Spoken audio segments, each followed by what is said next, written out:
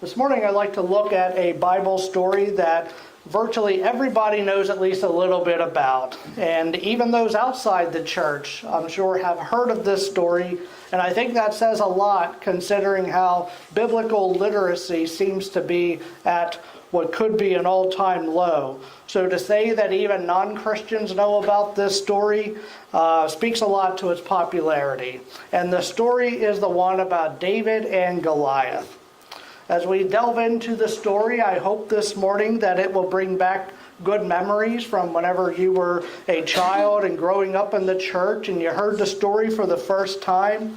Maybe you were inspired by this underdog story of the scrawny young boy who had the courage to fight the big bad giant and he won.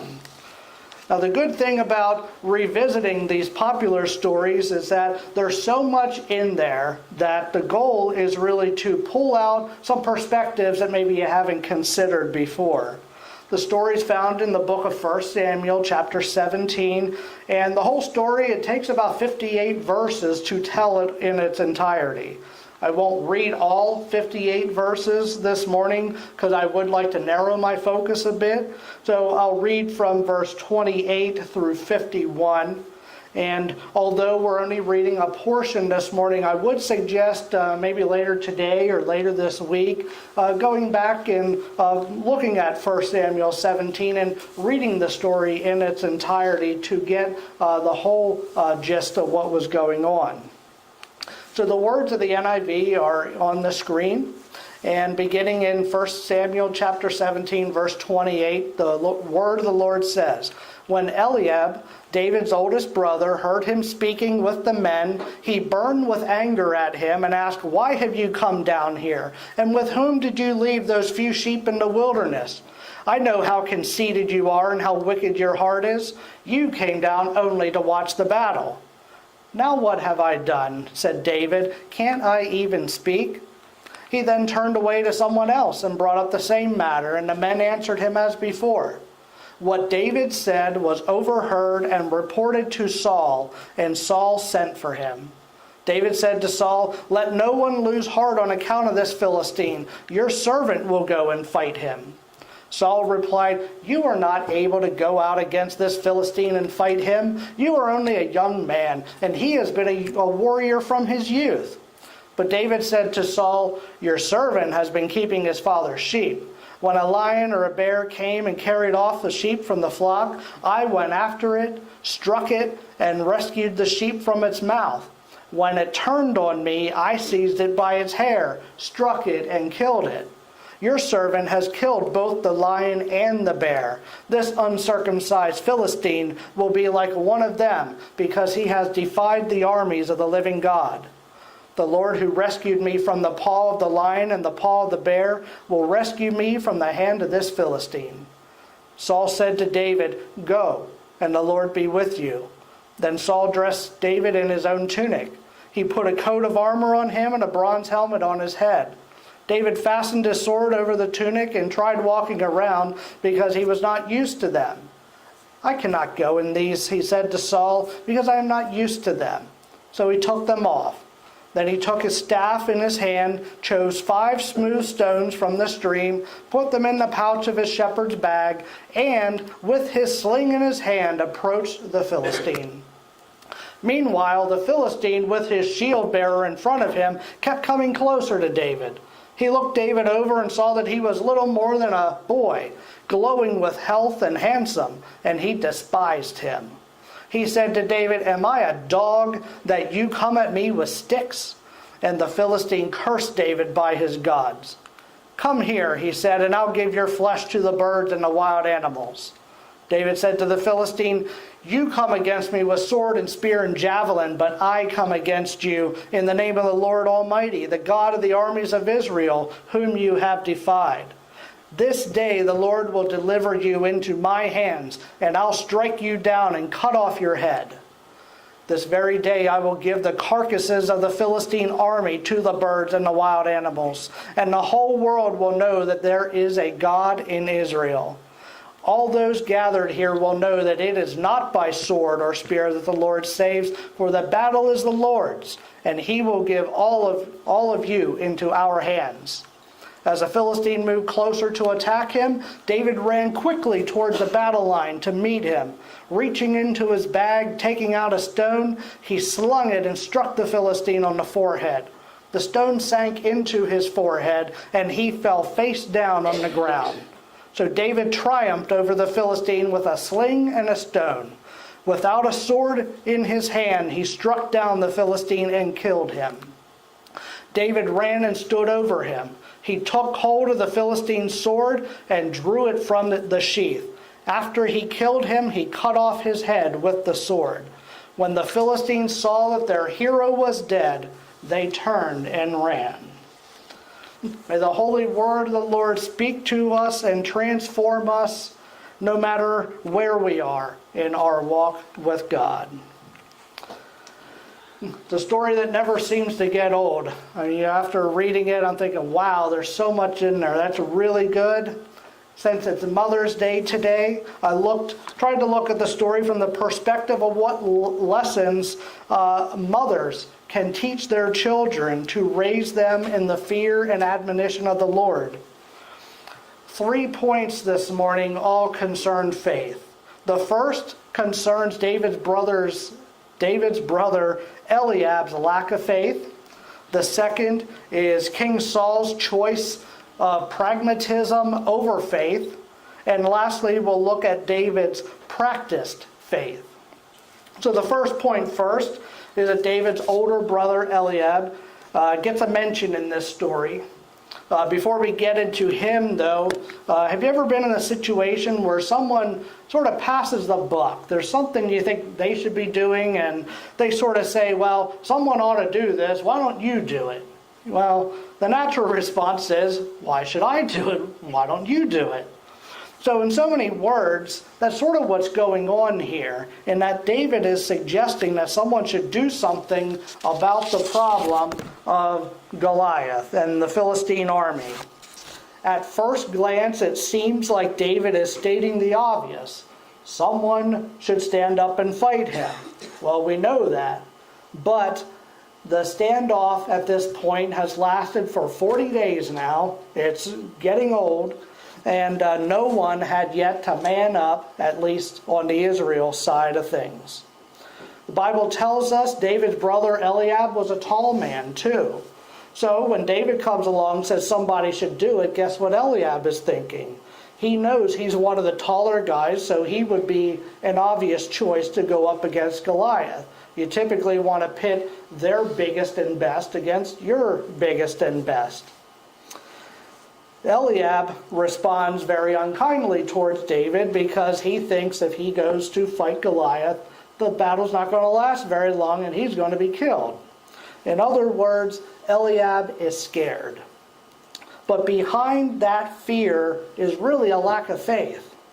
Eliab doesn't have the faith to know that he can and will beat Goliath. And what happens when a person is scared? Oftentimes, they lash out, like Eliab did. You see, when you are ruled by fear, you tend to get angry at the person who's carrying the truth. And I think deep down inside, Eliab knows he should be courageous, but he is not, which explains his attitude towards David.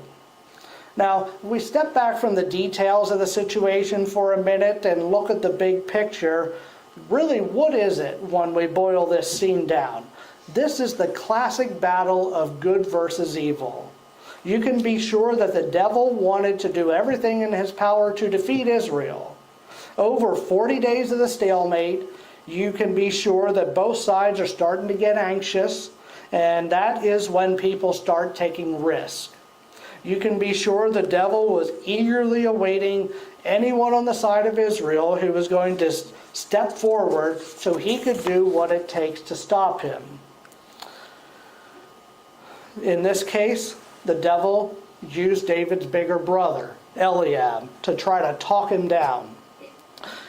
Sometimes the most difficult battles that we fight are against those who are supposed to be on our side.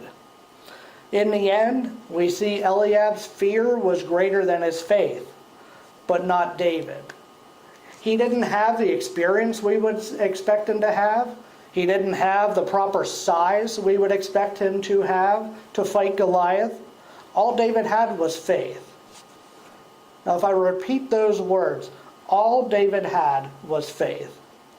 Is that sort of how we think? Is it how we talk, that we didn't have all this other stuff we think he should have? He only had, or all he had was faith.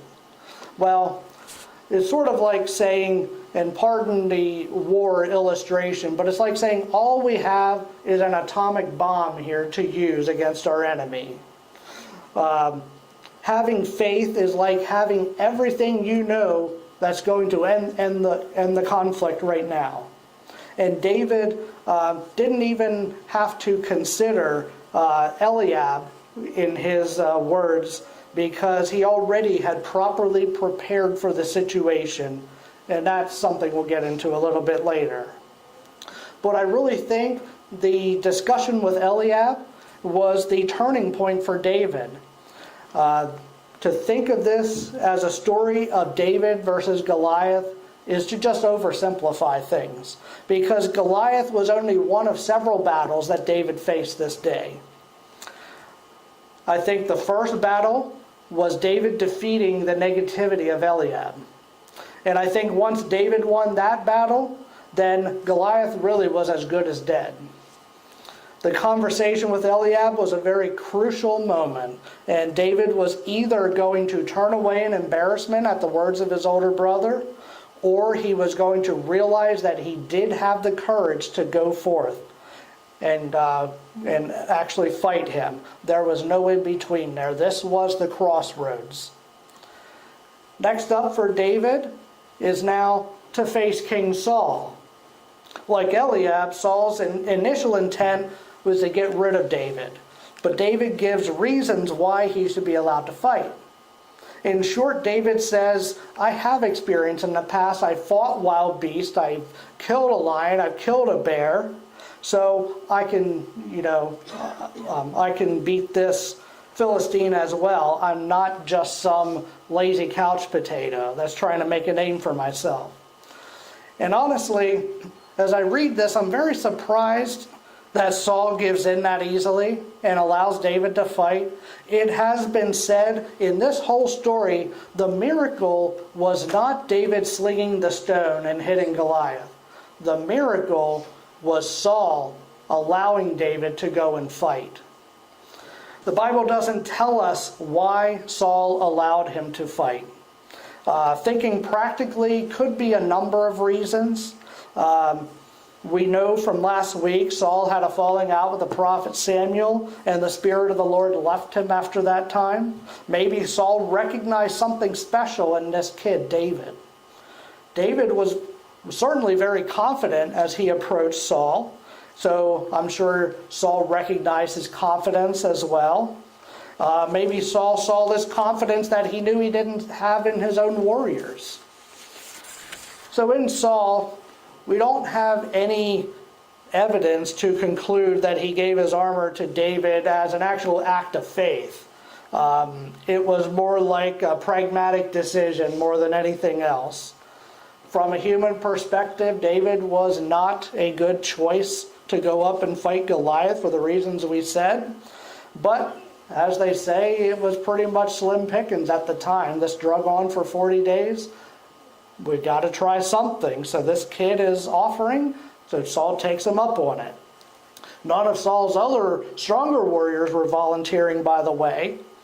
So the Bible tells us that the Bible tells us that Saul was the tallest among all of Israel.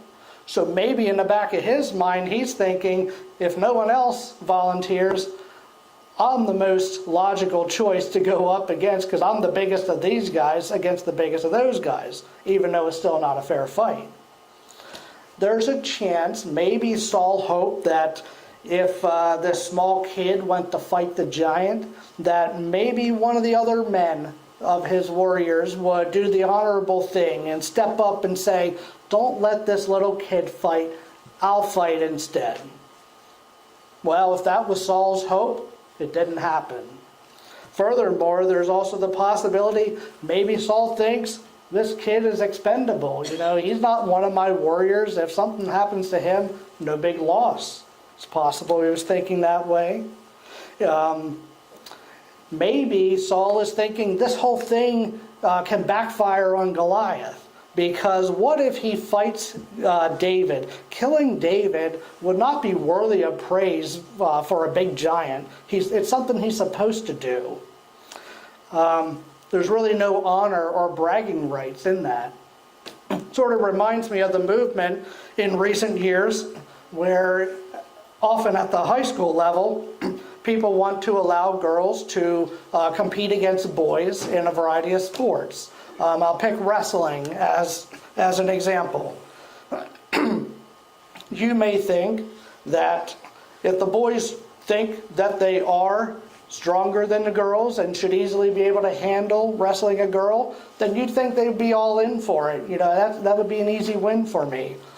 But oftentimes when you talk to these male high school athletes, they take the other position. They don't want to wrestle against girls because they think, I can't win either way. If I lose the match, I really lost because I lost to a girl that I should have beaten. But if I win, then I only beat a girl that I should have beaten anyway. So there's no way you can win. Maybe there's something like that going on in this case when Saul allows David to go up against Goliath, because Goliath is supposed to win. And maybe Goliath is going to, step back and not take him up on the opportunity. So far we have seen how David's brother Eliab illustrates a lack of faith, and the king Saul illustrates being more pragmatic in his decision making rather than exercising faith. The last focus this morning is on David's practiced faith, and we see what that looks like. As a young boy, David was a shepherd. To many people, it seems like a very menial job where you really have no other options, so you become a shepherd. Basically, you get paid a little bit of nothing to literally put your life on the line to save sheep from either thieves or wild animals that want to sneak up and kill sheep and make it their lunch for the day. Well, probably not a lot of applicants for this position, so that's what David got stuck with, doing the job no one else wanted to do. But David didn't look at it like a simple menial job. David looked at it as preparation for something bigger. For example, do you think that David would have written the 23rd Psalm about the Lord is my shepherd if he weren't a shepherd? If he weren't a shepherd, maybe we would be reading the Lord is my baker or the Lord is my blacksmith or something like that. But look at, in verse 34 and 35, he says, when a lion or bear came and carried off a sheep from the flock, I went after it, struck it, and rescued the sheep from its mouth. When it turned on me, I seized it by the hair, struck it, and killed it. When he talks about striking the lion or bear, it's not very specific there. The word means you could strike with your arm or fist, or it also means to strike with an object like, I don't know, maybe a rock thrown from a sling. So maybe that's where David is getting his practice with a slingshot. Another word on wisdom can be directed towards our mothers, especially this morning. When we find out what our children's abilities are, do we cultivate their natural abilities, or do we try to teach them what we think the world thinks they should be able to do and know and be proficient at? You see, we see that here where David didn't try to use the traditional sword and shield when he was fighting. He knew that his ability, his bread and butter, as they say, is slingshots. So when the going gets tough, that's what he went to. For example, like in the church, not everybody is a preacher because many people don't like public speaking. Maybe people have medical issues and they aren't able to travel, so they can't become an international missionary. Maybe there are people who can't hold a tune in a bucket, and because of that, they aren't a music minister. Every believer, though, has some talent. They have some ability that they can lend to the service of the Lord. And the important thing is not to focus on what you can't do, but to find out what you can do and do it well. We shouldn't minimize our own abilities just because we idolize the abilities of others and try to be like them. The other thing we need to teach our children is to look at things from a different perspective, like David did. We can get caught up in groupthink, where we assume that just because everybody else thinks something, that automatically is right. When we think what everyone else is thinking, people take comfort in that, knowing that they aren't alone. But this can sometimes be a very big problem whenever the whole group is misguided. It was General Douglas MacArthur who once said, when everyone is thinking the same thing, then someone isn't thinking. This is what David encountered. It seems like everyone looked at Goliath and they thought, Goliath is so big, there is no way that I can beat him. That's one perspective. But David has a better perspective. Let's compare Goliath just for a minute to basketball player Shaquille O'Neal. You might know Shaq, as he's called, nicknamed. He's retired now, but he measured and weighed in at 7'1" and a bit over 300 pounds. He's a big guy. When you're that tall, typically you have a lot of meat on your bones, as they say. You know, it's hard to be 7 foot and weigh less than 200 pounds, and he weighed over 300. So David looked at Goliath and he saw a man who was about 9 feet tall. And I'm sure Goliath wasn't a string bean either. He's probably a very big guy. David looked at this, took it all in, and instead of saying, he's so big I can't beat him, David thought, Goliath is so big, look at that massive target. There's no way I can miss that. Sometimes all you need is a change in perspective. David couldn't do it without confidence, though, and he was confident in what he knew. He knew he was a crack shot with the slingshot. He knew Goliath was the biggest target he had ever come upon. And that was all good, but that's not what made the difference. What made the difference is David knew God was with him. David knew since he was on God's side, there was no way he was going to lose. So it goes without saying that our story of David and Goliath is one of the most well-known stories in the Bible. And the legend even has made its way into secular culture as we use it as an expression for when the underdog wins against great odds. When we learn the story, when we're little children, and even children can understand the basic concepts behind it. But if we leave it to that, then we are missing out on great wisdom that God has for us. Since it is Mother's Day, there are some special words for mom today. Whether you're raising children of your own, or whether you, maybe you've never had children of your own, but maybe you're an aunt or a variety of other things, a teacher, whatever it is, your goal should be to raise your children in the mold of a young David. This is the David that we read about in this chapter. You don't want to go forward and raise them after David and some of the things that we see later, but this is the David we want to raise them after. There's virtually no way that David could have defeated Goliath if he were raised any other way. We can't underestimate the effect of a strong Christian influence in our children's lives. These are among the qualities that mothers will want to instill in their children. David had faith, courage, strength, morality, perseverance, honor. The list goes on. As we get deeper into the study on David, we'll see how he encounters giants later in his life, not of a physical nature, but giants such as lust and power and pride and control. And we'll see how David isn't always successful against those giants. He didn't ride off into the sunset after defeating Goliath. That's why I would call it, I'll coin this term, pastoral malpractice.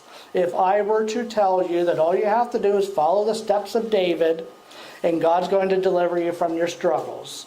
Because it doesn't happen like that. It would also be wrong for mothers to tell their children the same thing. The last thing you want is to set your children up for failure. What happens if the very first time your child has a very significant struggle in their life, does what you tell him he should do, and it doesn't turn out the way that he thinks it will? The next time he's in a struggle, he's not going to go back to that same well. And this time, now you have a struggle minus the faith that you had the first time. What we need to do is to ultimately teach our children to trust in God and trust in God's perfect will. But before that, do we trust God? Do we trust His perfect will? If not, we're not going to be teaching our children those same values. Can we truly say like Jesus, not my will be done, but thy will be done? That's the big lesson to learn from a scrawny kid who challenged a huge giant. If God wasn't on board with David defeating Goliath, it just wasn't going to happen. But David knew the heart of God, and that changed the entire perspective. And also one other thing for mothers is that David and Eliab had the same mother, but they exercised their faith in different ways. Eliab's fear was greater than faith, so it wasn't necessarily because of the parenting. There's some things that you simply can't control when you are a parent. But this is the same David who was a no-name shepherd boy, the same person who went on to become one of the most significant characters in God's plan of redemption for the entire world. That's what David means for us, and that's just some of what he can teach us this day.